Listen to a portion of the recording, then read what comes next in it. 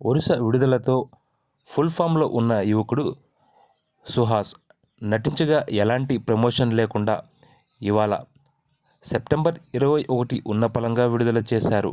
Teaser trailer మంచి ఆసక్తి రేకెత్తించాయి.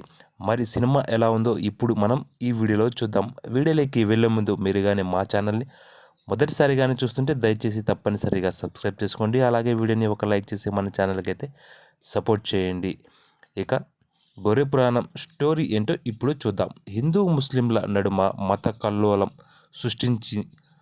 సృష్టించింది అనే కారణంగా యేసు అనే గొర్రెను జైల్లో వేస్తారు. అదే జైల్లో ఓ హత్య కేసులో శిక్ష అనుభవిస్తున్న రవి ఆ గొర్రెకు కాపరిగా వ్యవహరిస్తుంటాడు. రాము నుంచి యేసుగా పేరు మార్చబడిన గొర్రె కథ ఏంటి, దానివల్ల మత కల్లోలాలు చెలరేగడం ఏంటి, రవి ఎందుకు జైల్లో మగ్గుతాడు వంటి ప్రశ్నలకు సమాధానమే గొర్రె పురాణం చిత్రం.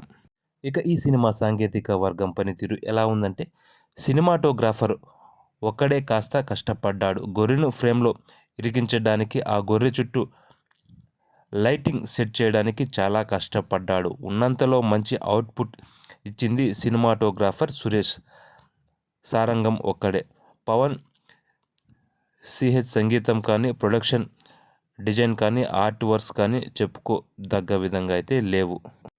దర్శకుడు బాబీ వర్మ ఒక మంచి కాన్సెప్ట్ను తీసుకున్నాడు, కానీ దాన్ని డీల్ చేసిన విధానం మాత్రం ఏమాత్రం ఆకట్టుకోలేకపోయింది. ముఖ్యంగా మీడియా, ప్రభుత్వం, వ్యవస్థ మీద వేసిన వ్యంగ్యాస్త్రాలు ఏమాత్రం పేలలేదు. సో దర్శకుడిగా, కథకుడిగా బాబీ వర్మ అయితే విఫలమయ్యాడు. మరి గొర్రె పురాణం సినిమా మీరు చూసారా? చూసుంటే మీ అభిప్రాయాన్ని వీడియో కింద కామెంట్ చేయండి. అలాగే వీడియోని ఒక లైక్ చేసి మన ఛానల్కి అయితే సపోర్ట్ చేయండి. మీరు కానీ మా ఛానల్ని మొదటిసారి కానీ చూస్తుంటే దయచేసి తప్పనిసరిగా సబ్స్క్రైబ్ అయితే చేసుకోండి. Thank you for watching.